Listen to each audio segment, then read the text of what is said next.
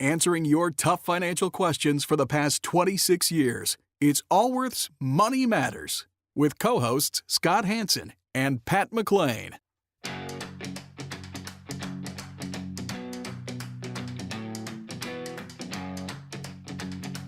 Would you like an opinion on a financial matter you're dealing with?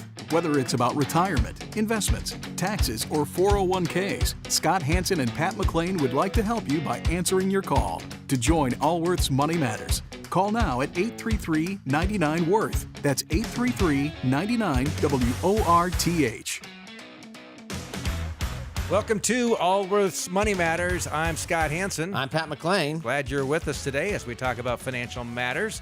Both myself and my co-host here, we're both financial advisors with Allworth Financial. Previously Hansen McClain, just name change. Name upgrade, I might add. And anyway, we come here, we meet during the week with people like yourself, come here on the weekends to be your financial advisors on the air. And although we often pre-record the program, we are still here with you. And many of you listen via podcast, and whether it's on the terrestrial radio or podcast, glad you're here with us today. And so if you're a longtime listener, you've known us for years and years as Hansen McClain, and we rebranded to Allworth to reflect more of what we actually do for our clients and the services we provide. It's more than just investment advice. It is financial life planning. But there was I was a beneficiary of this name change in an unusual way, which is in a number of our buildings, it's in big lit letters, neon, it would say, well, not neon, but lit letters say Hansen. Neon, like Vegas. Like Vegas. It would say Hansen McClain, and I knew they were taking those down off the building, so I asked them to save my name in lights. Yeah, what are you doing with those? Because you sent me an email saying if you'd ask if I wanted the signs. I'm like, no, I don't want my... So what I'm going to do with them, and I've been thinking a lot about this. First of all, I wasn't sure what I was going to do with them, but then I realized, at some point in time, I'm going to die. And I am going to have a large crypt mausoleum built for myself. Because you seem just like the kind of guy that wants a large crypt, Pat. McClain with flashing... and on the side of it, it'll say McClain. Now, actually, I don't know why I actually saved the letters, but I have lots of nephews whose last name are McClain and children whose last name are McClain. Oh, you were thinking of others. I'm thinking gifts, Christmas gifts. A letter at a time. Wedding gifts, a letter. Several years. I can spread this out. All This right. gift is long-lasting. Thank you for sharing that with us, Pat. This is a financial program, and we will talk financial matters. And take your phone calls. Yes, and we have a new phone number if you'd like to join us. Would love to take your call. And to join us, it's toll-free 1-833. Man, we ran out of 800 numbers a long time ago. Then it was 888-877-8. So this is 833-99-WORTH. 833-99-WORTH. And numerically, it's 833-999-6784. And, of course, if you go to our website, it'll be right there as well. And you can click, if you're on your phone there, click and it'll get right through. And if we would love to take your calls. And we're going to take calls throughout the show, but we're going to spend the last half of the show on peppered throughout the program. Correct. But we're gonna focus a large portion of this show today on a subject. This is graduation month. It is it. College graduation, high school graduation.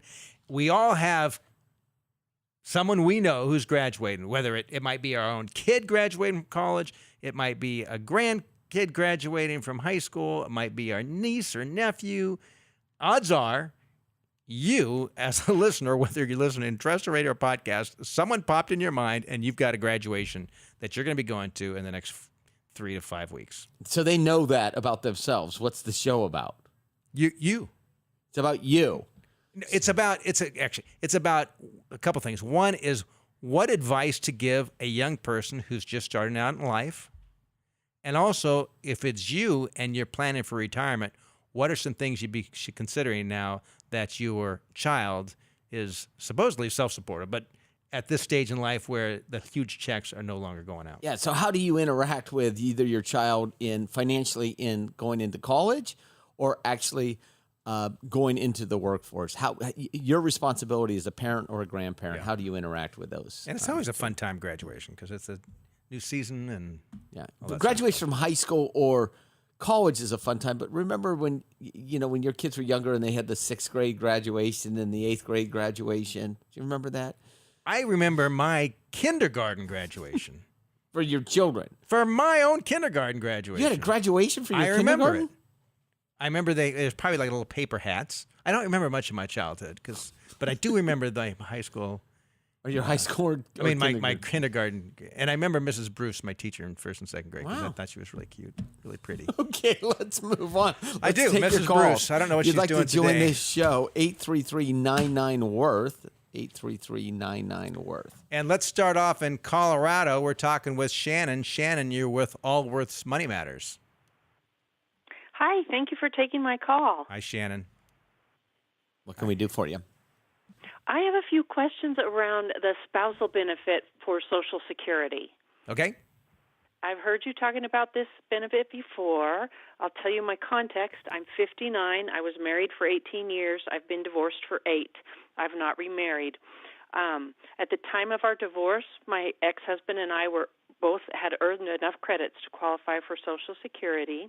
And since our divorce, his annual earnings have been roughly 3 times my annual earnings. So I'm interested in exploring this. What were they during the marriage? I'm sorry? What were his earnings during the marriage? Were they equivalent to yours or? Equivalent. Okay. Pretty much equivalent. Okay. It's since the marriage that his went way up. So, yeah. So what's your question for us? So a couple of questions. One question is a twist on this is that I am 9 years older than he is. And when I went to the Social Security website, I can't tell if the timing of filing for that is based on my retirement eligibility age or his retirement eligibility age. Both. So what happens when you go to apply for your benefit, it's going to be, let's say at age 66 or that's full retirement age, you go 67 would be my full retirement. At 67, you go to apply for your full retirement. Your ex-spouse is not 67, right? Several years still. He'll be 58. Yeah, so many years. So you will continue. You will receive benefits based upon your benefit, and then when he reaches retirement age, if that benefit is higher, then it'll bump up to his benefit. But in what you have just told us, I doubt that you will end up applying or getting any benefit based on his Social Security because his income went up after that. So after you got married. So it's a relatively complicated formula that the Social Security Administration actually goes through, but they're able to parse it year by year. And if your earnings were similar during the same years, this isn't going to be a retirement game changer for you. How old are you today, Shannon? She said she's 59. Okay. I would if I were in your situation, I would plan my retirement as if it's just based on your Social Security. That's correct. From what you've told us so far, it's highly unlikely that if your earnings were the same through the marriage, and given what you've told us about the age difference, it's highly unlikely that his benefit you applying against his benefit would provide any more than your own. And you're also looking at a time, the calendar year in which you would then be eligible for his benefits, assuming it was higher, is also about the same time that Social Security Trust Fund is going to be bust. So we're expecting, not to say that you're not going to get any benefits, but we're expecting some change. So here's it's not. If you're my sister, I'd say, Shannon, let's just plan your retirement with no incremental increase. If it happens, maybe it's a 10 or 15% increase of what you're receiving. And Social Security is also the way it's calculated. You take someone who's earned, say, $20,000 a year at retirement, if that's their earnings, have been a lower income person, their Social Security benefit will be almost what their pay was, maybe 85% of their pay. It'll make up majority of that $20,000. You take someone who's earned $120,000, it's not going to be the majority of that $120,000. So it's you think about a low income, will replace the majority of that income, but as that income goes beyond 30,000, 40,000, 50,000, 60,000, the incremental benefit becomes smaller and smaller. That's correct. And if someone makes It's highly $100,000 a year and pays into Social Security on that versus someone that actually makes $20,000, the person that paid in on $100,000 doesn't receive 5 times the benefit as the someone at $20,000. So in terms of financial planning, I would just make all my estimates based on your own Social Security, and hopefully you'll get more from his, but I wouldn't count on it. All righty? Yeah. So do I have to file specifically for that on his, or is that something that Social Security looks up? Is that something I initiate? Yeah, you can initiate it, but yes, you'll either get the higher of the two, yours or his.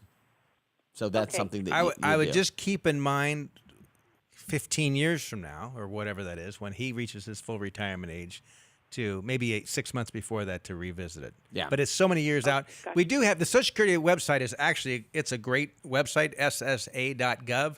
There's a lot of great information on that website. And we also have on our own website, we've got a guide, a Social Security guide. It's a webinar that, what is it, a webinar or something? We have both a guide and a webinar. Oh, there's quite a bit of information that really deals with specific situations as we go into retirement. And I think it helps because oftentimes people say, when should I apply for benefits? And it depends on a variety of factors. And I think we lay out three different scenarios. That's correct. Based upon what your objective is. If your objective is to leave the most amount to your kids, here's when you should think about it. Is your objective is to reduce your risk as much as possible? Here's another thing.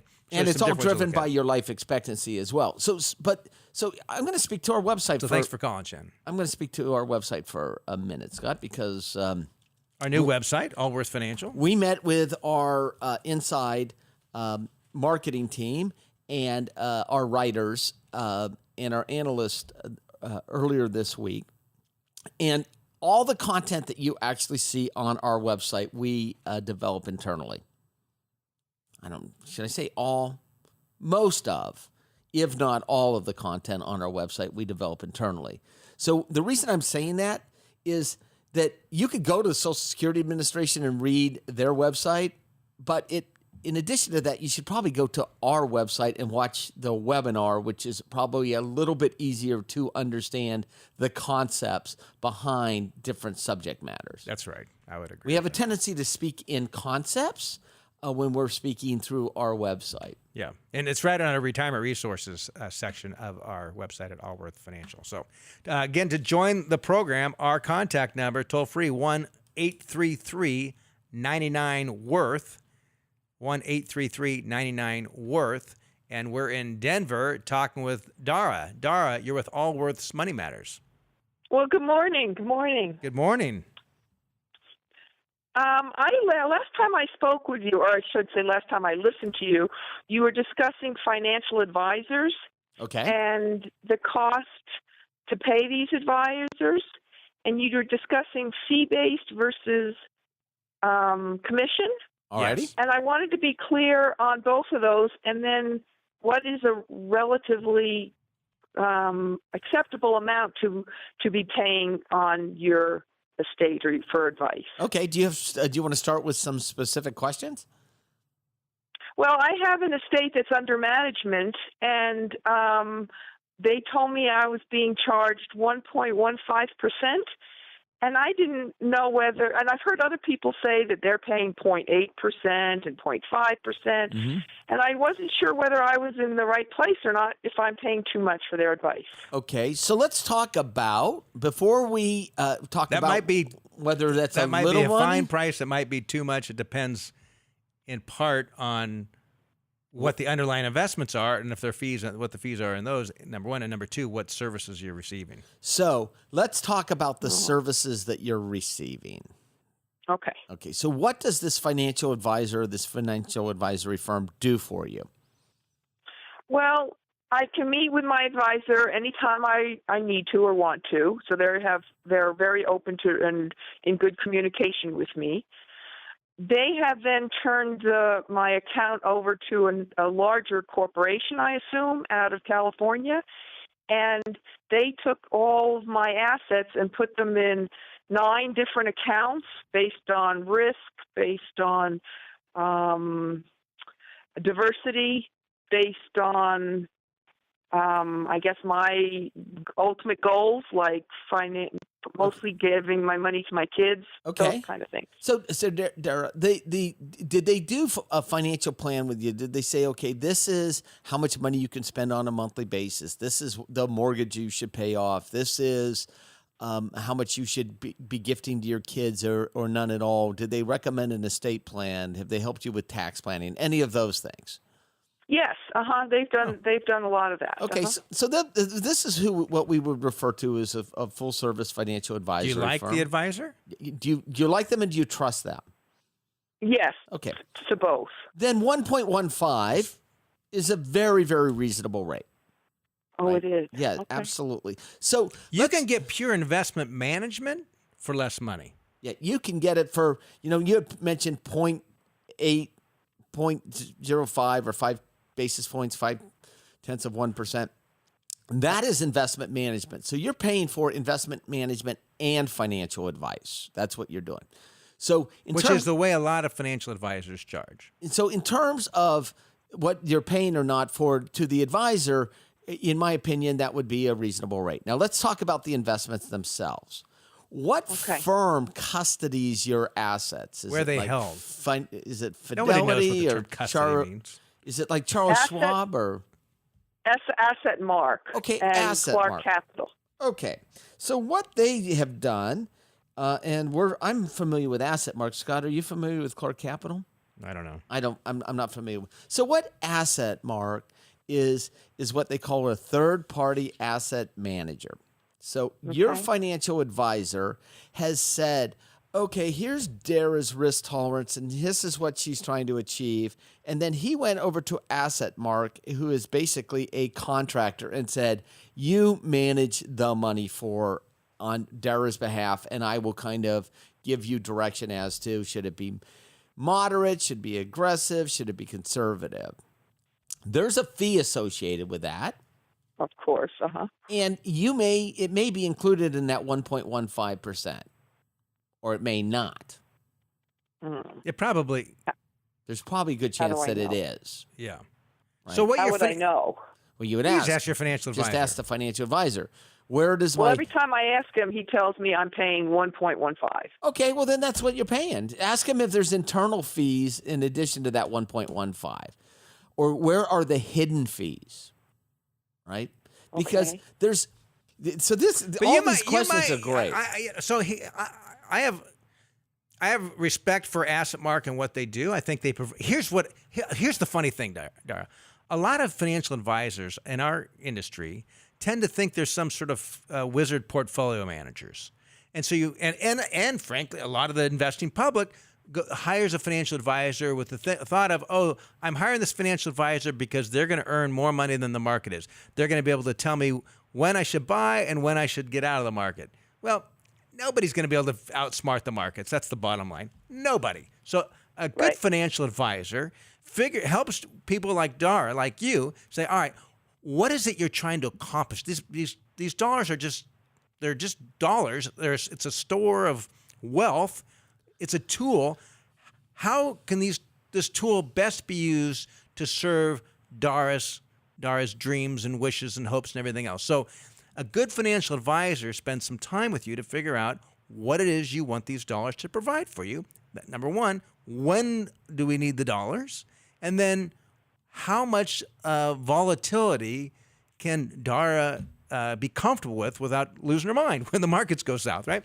And from there, it's really about, okay, if figuring those things out, then they can design a portfolio to match that. And some advisors, like the one you've got, rather than spending all their time and energy trying to manage that portfolio on an ongoing basis, partners with a third-party firm and says, in your case, Asset Mark, hey, Asset Mark, this is exactly what I've planned for Dara. Build a portfolio that's going to match Dara's plan, her financial plan. Then the financial advisor works with you when there's changes in your life, communicates back with the Asset Mark, hey, there's some changes. We need to make some changes here. And then that it frees up the advisor, frankly, to spend time with you and on your other financial planning needs. And which is I think for many advisors, it's a great approach. And they're in typically what you see is they're in smaller firms. A firm like ours, we have over $4 billion under management and a staff of 40 some odd people. We do that all internally in-house. So we have our own little section that actually builds and our the models. advisors essentially uses something equivalent. It just happens to be in-house. It happens to be in-house. Now, in saying all that, if in fact asset mark or there was fees internally inside your portfolio, if they were less than, and this would be on the, if they were they're probably less than 0.3 or 0.4%. In which case, you're paying about market rate or a little bit. You're about average in terms of full service financial advice, what you're paying for. Let me ask one more question. How long have you had this advisor? Oh, I would say 2 years, about 2.5 years. And where was your money before this advisor? It was with another advisor that retired, and she referred me to these fellows. Okay. And I actually like them much better than her. Good. There we go. I don't think she. There you go. It's true. That's what I was trying to get. I was trying to get at, which is look. You're comfortable. You're comfortable with these people. You trust them. You like them. What you're trying to determine is, am I getting fair market value for the services that they're rendering? And from first blush, I would say, yeah, sounds like it. Sounds like if you were my own sister, we use the term sister. I used to use mother, but I've been doing this a long time. And the reason we use the term sister is because if you make it personal, if you make your advice personal, which is, would I give this advice to my own family member? And that's honestly, that is exactly what we internalize every time we're talking to somebody. When we hire someone new, we don't know you, just met you on the air. So I think about those who I would give my life to, my family. And when I think of Dara, I'm thinking, okay, my sister Grace, if my sister Grace was in this situation, what would I say to Grace? And I would say, Grace, if you're comfortable with the person, you like them, I think that they sound like they're charging a fair price. I wouldn't upset the apple cart. I would not either. Okay. And my sister Grace, by the way, is a marvelous young lady, and I'm sure you are as well. Okay, well, I have just come into a large sum of money from my mom's passing, so that's why I needed some more assistance, and I went, and those fellows were handling me, but then turned me over to Asset Mark. Well, so they're still handling, right? Yep. Because they may fire Asset Mark in 2 or 3 years and say, we think your money would be better deployed here, or a portion of it deployed there. But they're not getting a commission from Asset Mark, right? So they're still fee-based, their fiduciary approach, and you can fire them at any time, so they know that every day they have to earn your business. And Asset Mark who is a third party. And think about this as your financial advisor is kind of being a general contractor. So the general contractor says, okay, I'm going to bring in this person for the foundation on the house. This person's going to put in the walls, right? Your financial advisor has done the same thing, which is, Dara, why don't you go get your estate plan done with this attorney? Why don't you get your taxes done with this accountant? We're making sure that it's all being done properly. Or why don't we manage the money here? And they just kind of coordinate that and make sure that it's on track. So that 1.15% covers both the advisors and Asset Mark. It sounds like it could be a little bit more, but we don't know. Probably. But from what you've told me thus far, it sounds you like your advisor. They do the kind of financial planning. You trust them. Okay. And it's a reasonable fee. Asset Mark's a great organization. It's a respected firm. In fact, we're friends with the people that actually started Asset Mark. That not I would tell you. You like that guy? I'm just kidding. I do. Joking. I do. All right, Darren. Okay. All right. Thank you. That makes me feel better. Thanks very much for your opinion. And Pat, so you mentioned contractors. So I have my wife and I. We built a house 14 years ago. Okay. All right. And it's on top of a hill outside. It's 80 miles across the Sacramento Valley to where this hill is. And when storms come in the winter, the rainy storms, which we don't get a lot. This rich people problems. Is this what you're going to talk about? I'm not. Okay. And rich is a relative term. I don't feel very. Okay. So what happens is I've had leaks just about every year. Where the wind comes into the house. The wind comes not only through the windows, it comes through the stucco and the whatever membrane they've got behind there all the way through, right? So like water, the house is weeping. Yes. Like the walls cry. Yes, and I cried with it. And for years, I've put kind of Band-Aid approaches on it. But I'm like, all right, we got to really do something. We got to fix this thing right. And so we hired a company that I had known the individual who had created this company and sold it a couple of years ago. He spoke very highly about the people who. So we're looking at the thing, and it comes down to price.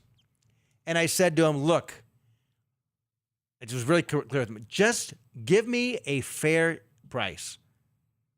It was the type of thing you don't know. I don't know, and there's some mold in some spots. It's the type of thing where I've tried other people coming and going. I've tried the low cost. It has not served me well. I've continued to have problems.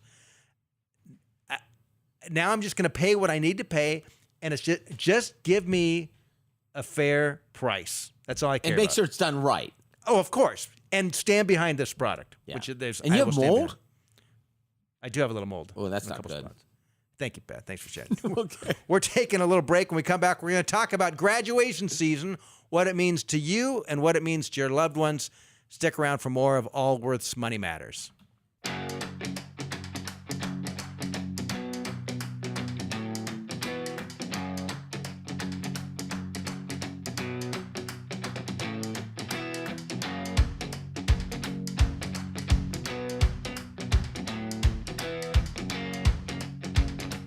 Can't get enough of Allworth's Money Matters? Visit allworthfinancial.com/radio to listen to the Money Matters podcast.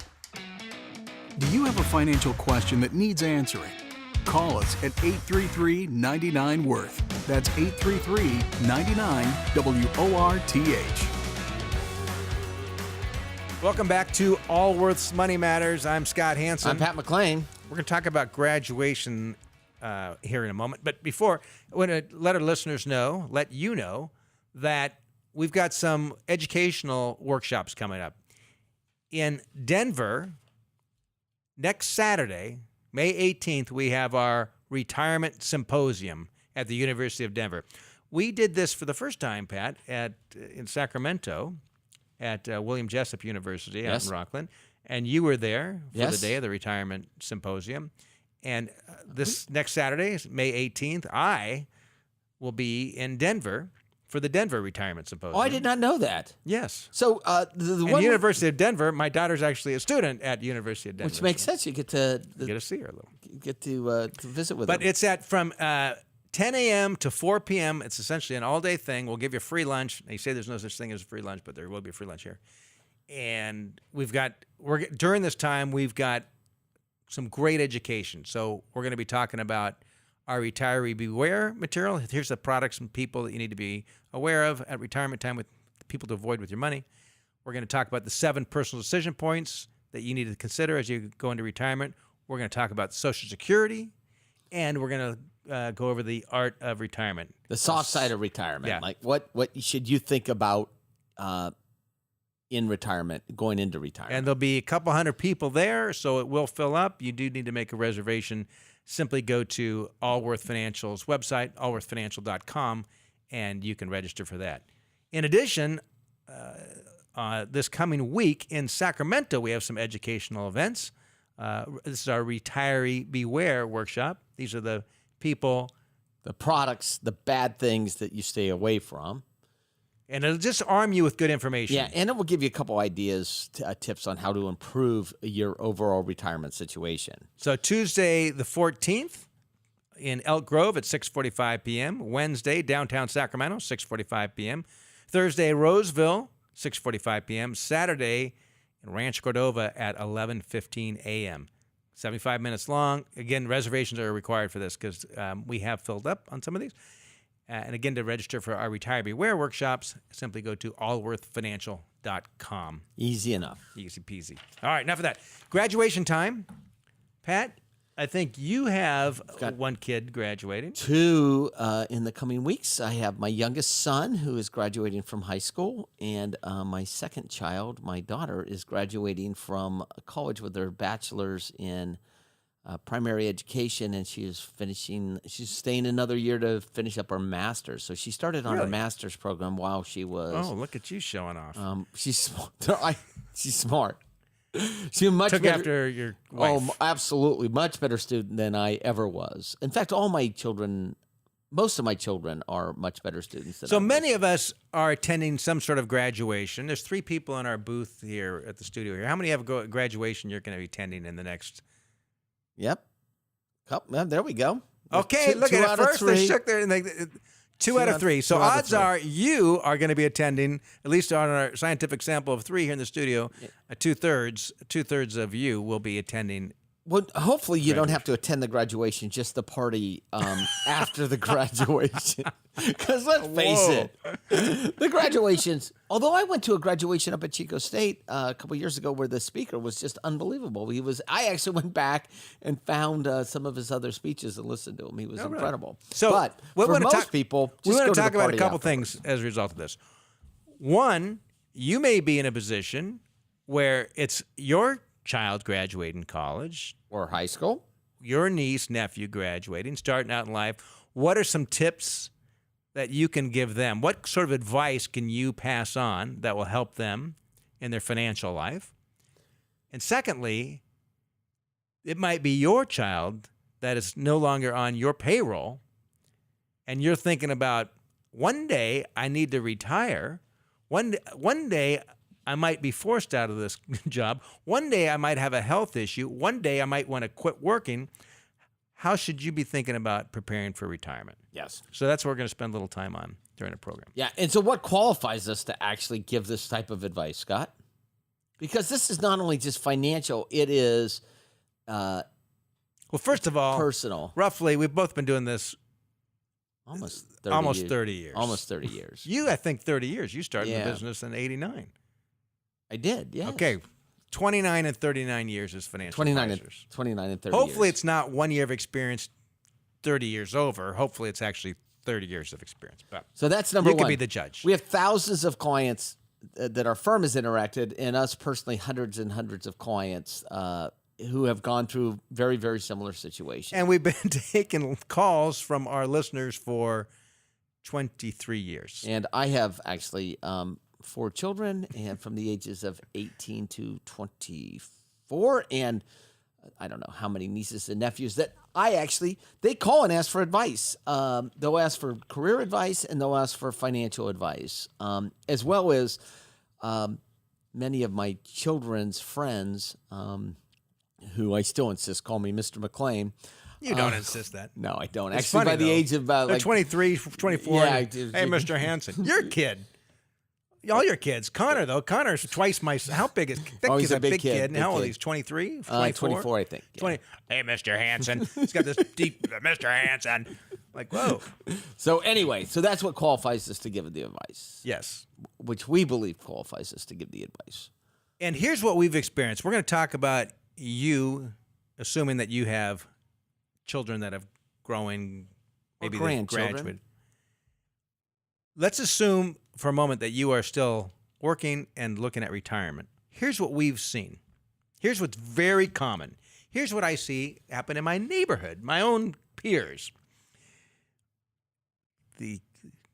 Either sometime during the kid in high school, college, people get quite serious about the career. If one of the spouses was a stay-home parent, they're back in the workforce saying, all right, we've got retirement coming. How do we somehow swing for paying for our kids' college education and retirement at the same time? Now, you can hire some sort of consultant and get you into USC on the rowing team. Yes, if you write a big enough check.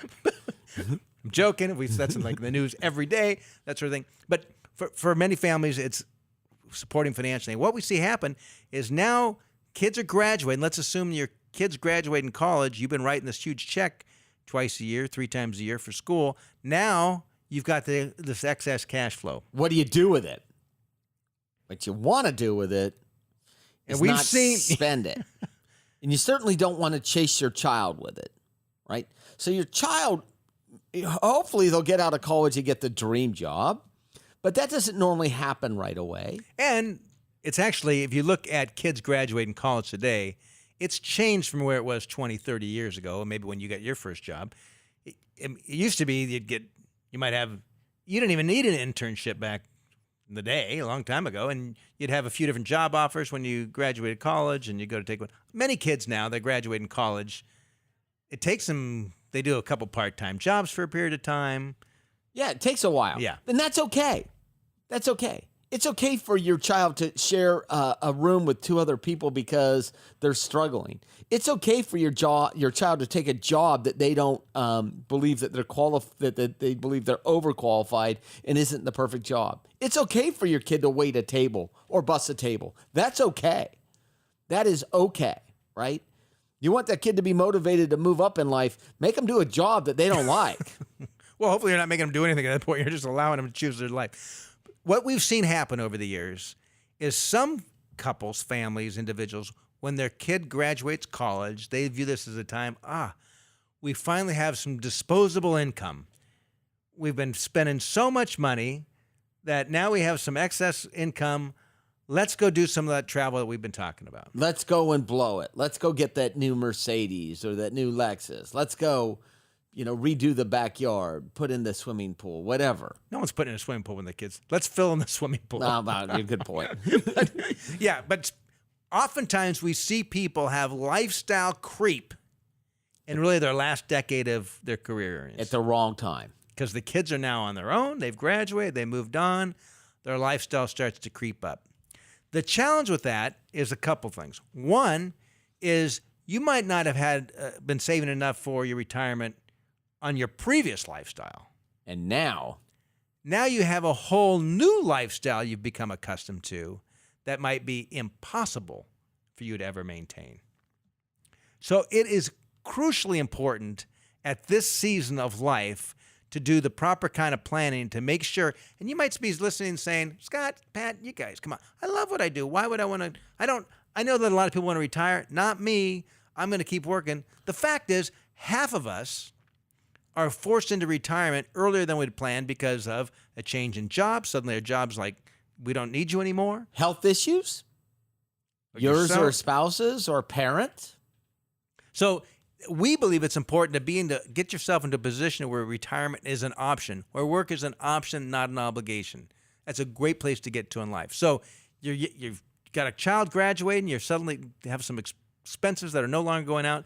This is the perfect time to do the right kind of planning to say, all right, if we want to be retirement ready at age 64 or 66 or 50, whatever that age is, what's it going to take for us to get there? All right. So, Scott, that's the advice for the parents, right? And be really careful about this. Yes. And it's okay to say, look, we're not saying don't go enjoy some of those other things. Those are all fine. And we're not saying if you can afford them. Cut the kid off completely, but try to wean them off. It's hard. I've seen it happen time and time and time again. And if you can afford it, it's one thing. And some of you say, that's fine, I can afford it.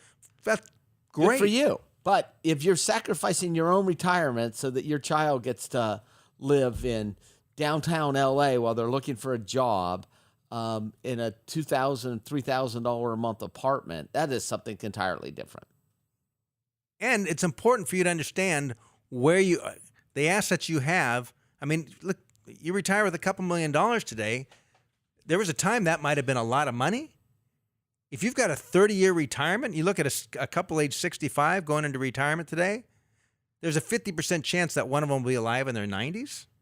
Yes. So you need to plan for a 30-plus year retirement, even a couple $1 million of savings. And you need to plan on a reasonable distribution from those accounts, not a hyperinflated or pie-in-the-sky distribution. Yeah. The other thing that we talked about is and I've had this conversation with the clients, I believe that a large portion of the joy in life is in the struggle, and that my friends, our generation, are taking some of that struggle away from our children by making it too easy for them. Because you really appreciate. You want to hear a good story? I'm getting a little philosophical. No. Here. So I've got 2 children in college. My oldest graduated, and then she went on to grad school. And I always told her she had to pay for grad school herself. And then she gets to grad school and said, Dad, do I have to pay for it herself? I'm like, I'll pay for your grad school. Because she helps out, though, right?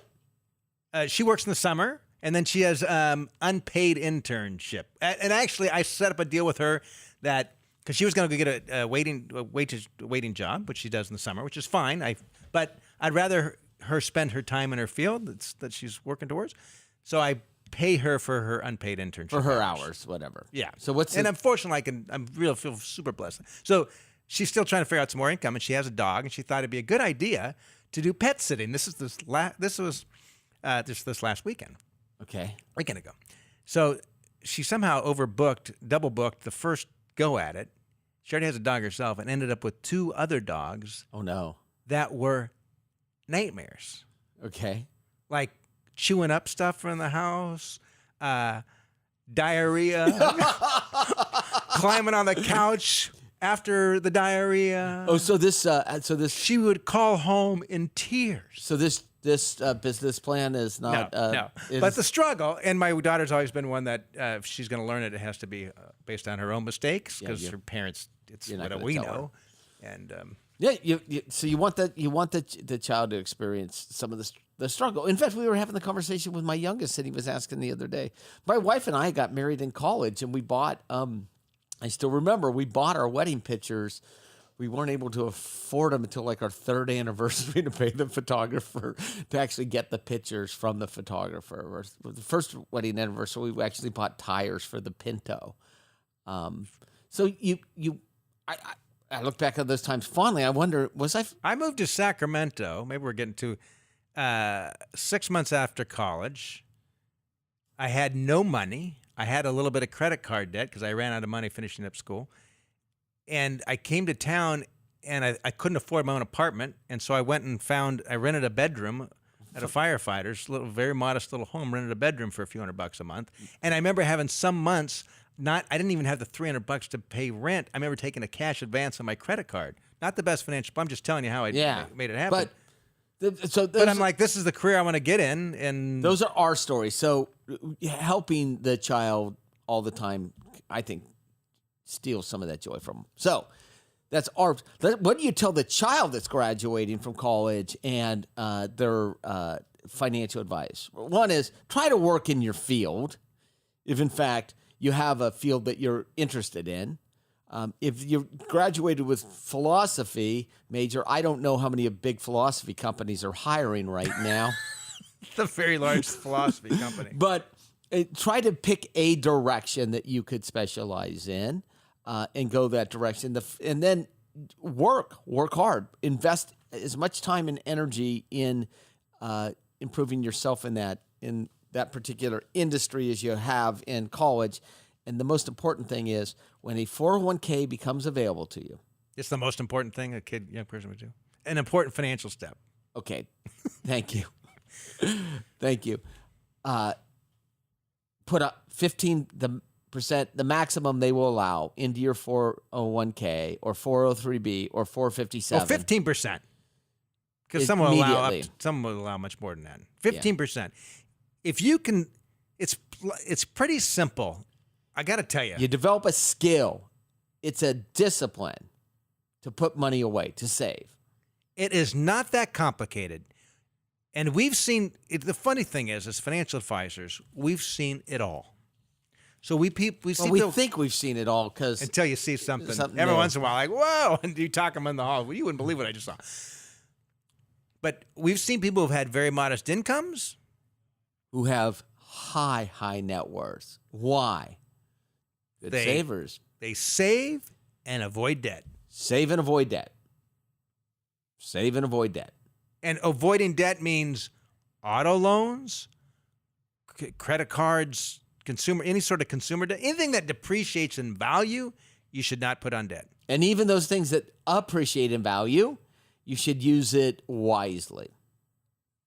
Live below your means. That's right. That's really that simple. It's not that hard. And get your home paid off by the time you retire. And we see people with modest incomes make it to later in life.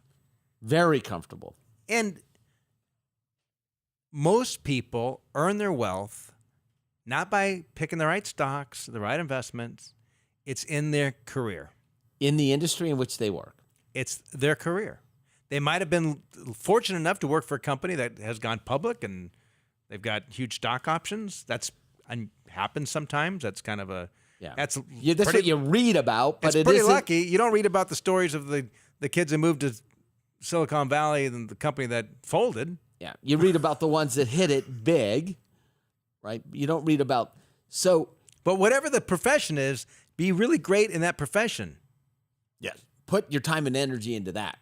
That's where you're going to have your greatest return. Yeah. But if you can put 15% in your 401k and avoid debt, you'll be steps ahead. Steps ahead. And I didn't buy I buy new cars now because I can afford it, to be frank. But I didn't buy a new car until I was 30 some odd. I always bought used vehicles, quite a bit used. I always lived below my means. Yeah. I don't remember when I bought my first new car. Anyway. Doesn't really matter. No, it might have been not until my 40s. Late 30s. Anyway, doesn't matter. But it does. But I'll tell you one thing I did do. My first job out of college was not in financial services. I wish it was, because it should have been, since I had a stockbroker when I was in college. I would take my measly couple $100 a month and invest it with this stockbroker who was nice enough to take it. It is, where was I going with this? I don't know. I would put 15%, the maximum I could, right, first job out of college, into the company 401k. First job out of college. So that's advice I would give to a new college graduate.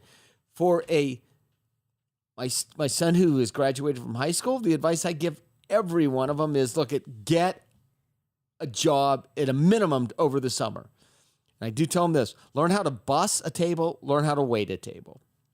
I live by. You waited tables a lot. I waited tables all the way through college, and I worked as a busboy all the way through high school, and it was great.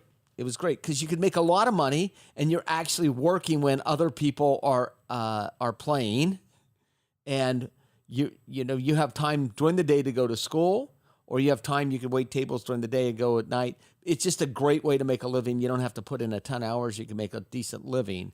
The other thing that I tell my kids, and I think some of my children have listened to this, which is, in college, if you want to be as efficient as possible, read the material before the professor lectures on it. Pat, did you read the material? Oh, before? Absolutely. When I started taking college seriously about my sophomore year, I would read the material before the professor lectured on it. And the reason being is that the ability to actually understand the material and to get through it quickly. In every class, or just those classes you found interesting? Because the classes I didn't find interesting. All right, that's fair enough. I didn't read. I barely read anything. They were mostly in my business majors. So I took an anthropology class, and I still couldn't tell you this monkey from that monkey, and maybe that makes me a bad person. but it makes me a person nonetheless. So anyway, I tell my kids to learn how to wait a table and read the materials before they lecture on it. I think also what's important is for young people to be as aggressively invested as possible. So when they open the 401k and they put their money in, I mean, just 100% stock, 100%. Yes, I think what happens is people confuse volatility with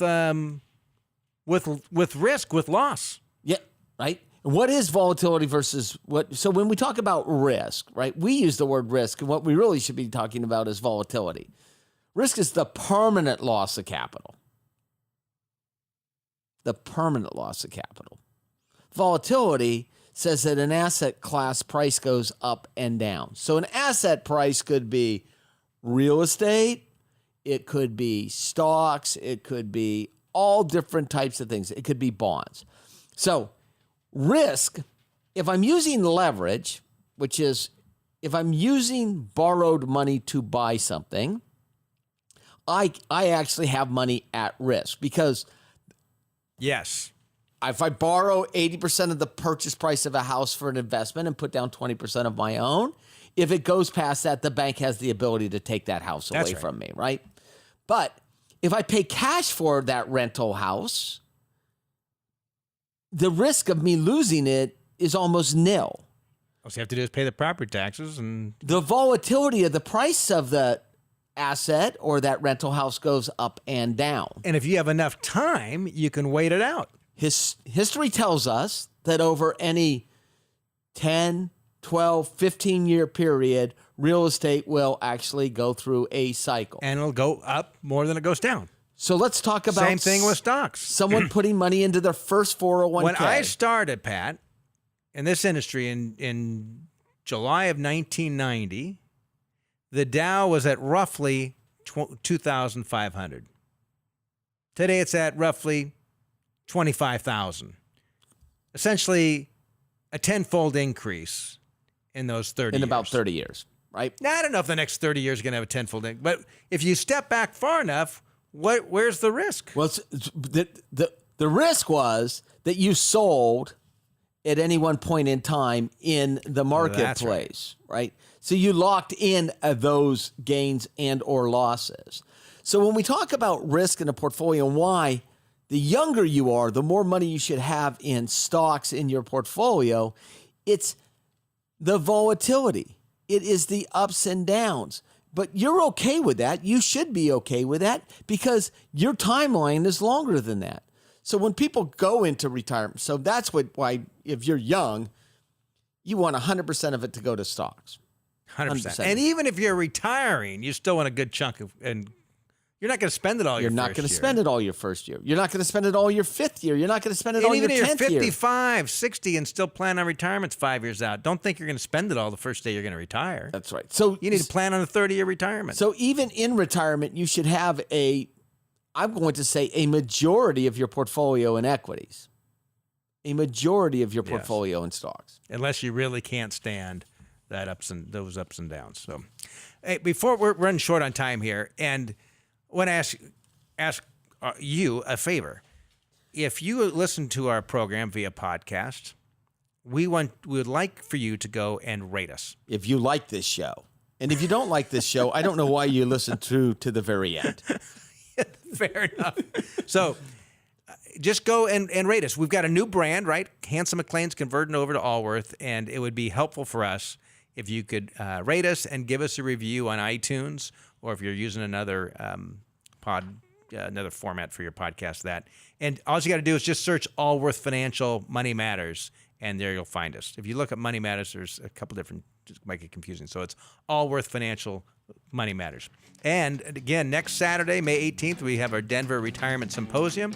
And this upcoming week, we've got workshops throughout the Sacramento region. For more information and to register, again, go to allworthfinancial.com. Enjoy the rest of your weekend. This has been Allworth Financial's Money Matters. This program has been brought to you by Allworth Financial, a registered investment advisory firm. Any ideas presented during this program are not intended to provide specific financial advice. You should consult your own financial advisor, tax consultant, or estate planning attorney to conduct your own due diligence.